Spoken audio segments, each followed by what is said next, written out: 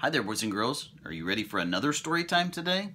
There's still so many good books I want to read. We'll have 2 story times today. We're going to also read The Princess Knight. Notice how we spell the word knight. It's with letter K. It's a silent letter K. You don't hear it. But remember, this isn't nighttime we're talking about. These are the guards, the soldiers that protect the king. So we need letter K in front. The Princess Knight. This story is written by Cornelia Funk and Kirsten Meyer. It's a little bit of a longer story, but I think you'll like it. King Wilfred the Worthy had 3 sons. He brought them up just as his father had brought him up, and they were taught all the things that he had been taught. He wanted them to be better than his best knights.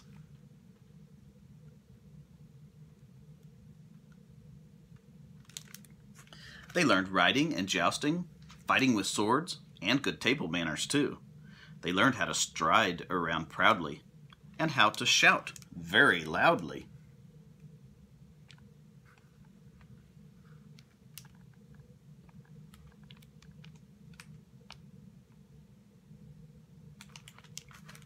And, perhaps the most important for Princess, they learned how to give orders to their nursemaids, their servants, their dogs, and their horses.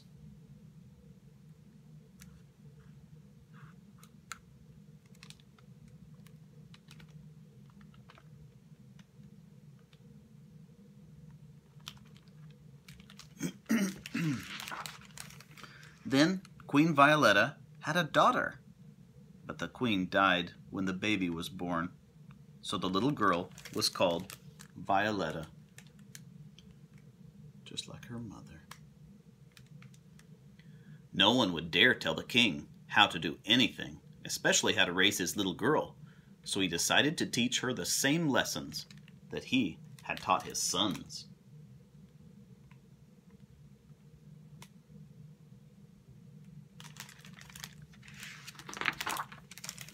Even though she was so small, she could hardly lift a sword at all.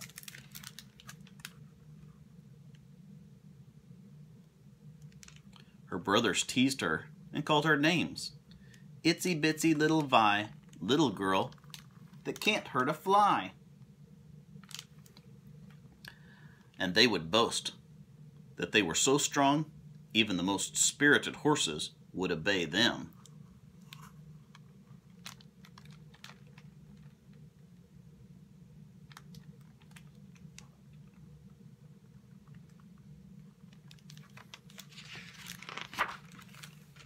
Then they'd strike the heads off practice dummies so hard that the heads would fly right over the castle walls.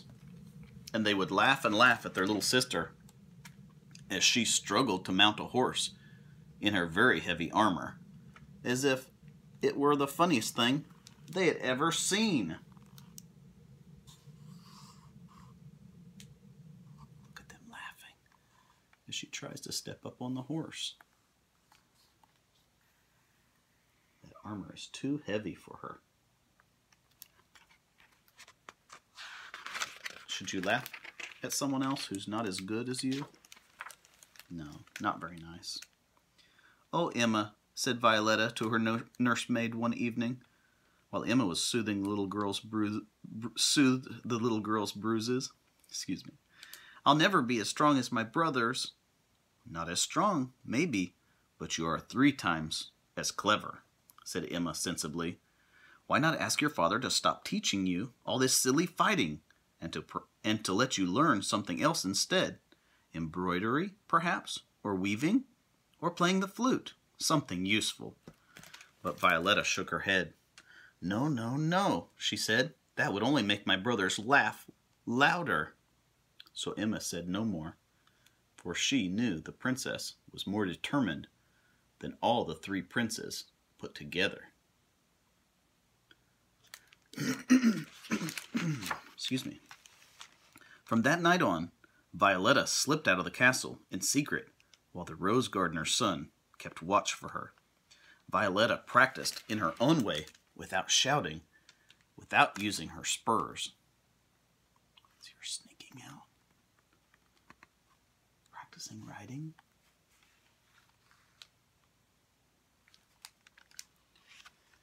She started to practice all the things that her brothers could already do so much better. Indeed, she was very quiet about it, as quiet as the night itself.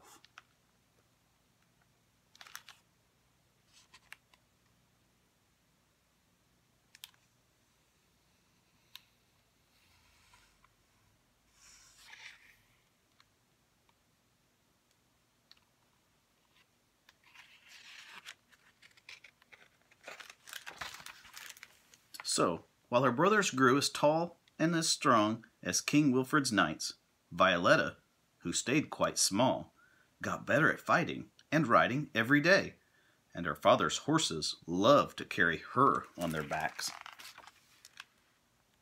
She's much smaller and lighter, easier for a horse to carry.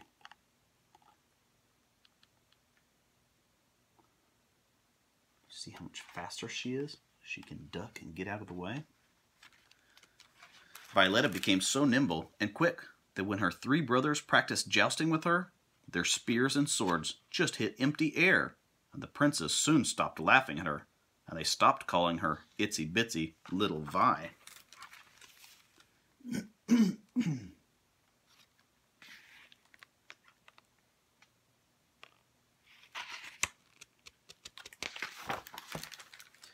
Then came the day before Violetta's 16th birthday, and the king asked to see her. "Violetta," said King Wilfred, "I'm going to hold a jousting tournament in honor of your birthday. The victory prize will bring the bravest knights in the land flocking to the castle." "What will the prize be, father?" asked Violetta, wondering which horse she would ride, which of her suits of armor would be the lightest, and which plume she would wear in her helmet.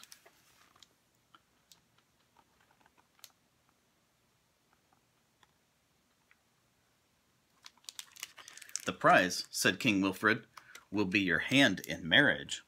So put on your finest gown and practice your prettiest smile."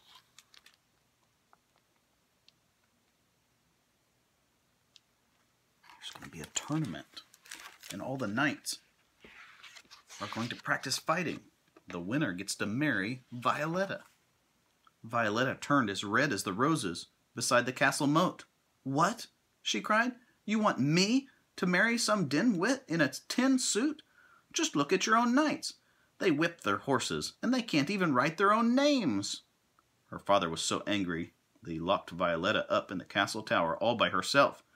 Not until the moon was shining high in the sky did the king tell Violetta's youngest brother to let her out. She does not want to get married.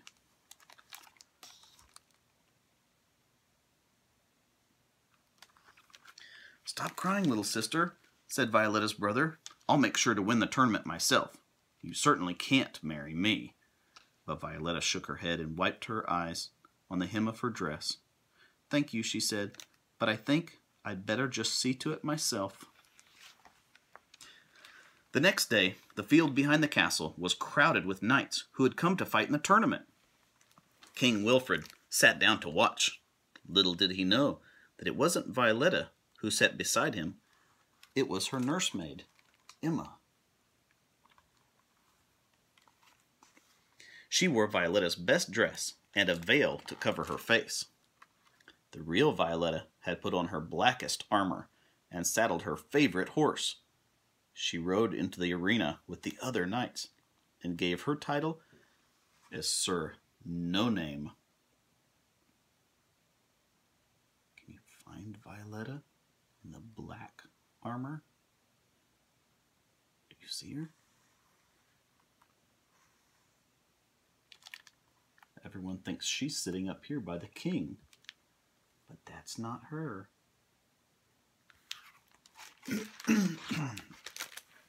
Trumpets sounded, and the tournament to win the princess's hand began. Knight after knight rode into the arena. Sigurd the Strong, Harold the Hardy, Percy the Pitiless. But Sir No Name defeated them all. He even knocked the king's sons off their horses and into the dust. By the end, there was no one left who was willing to fight, and Sir No Name rode over to the king to receive the victory prize. Do you remember what the victory prize was? To marry the princess?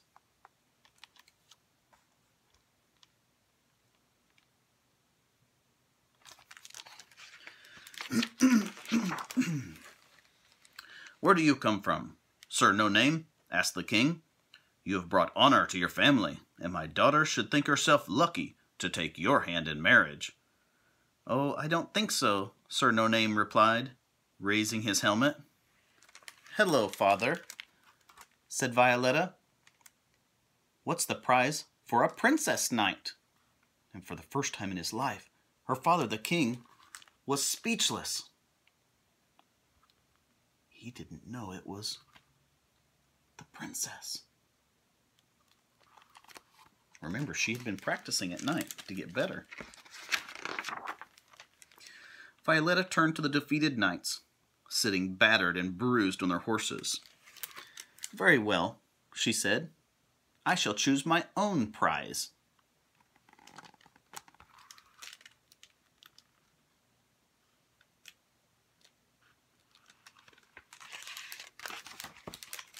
I hereby proclaim that no one will ever win Princess Violetta's hand in marriage without first defeating Sir No Name. Then she turned on her horse and rode away, far, far away, and she didn't return for a year and a day. And when she did, why, her father, King Wilfred the Worthy, gave her a horse as black as her armor, and nobody, not even her brothers, challenged the princess ever again.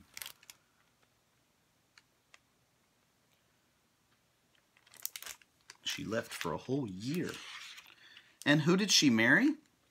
Well, if you must know, many years later, she married the rose gardener's son and lived happily ever after.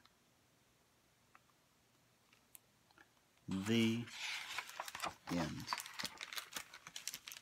I hope you enjoyed The Princess Knight.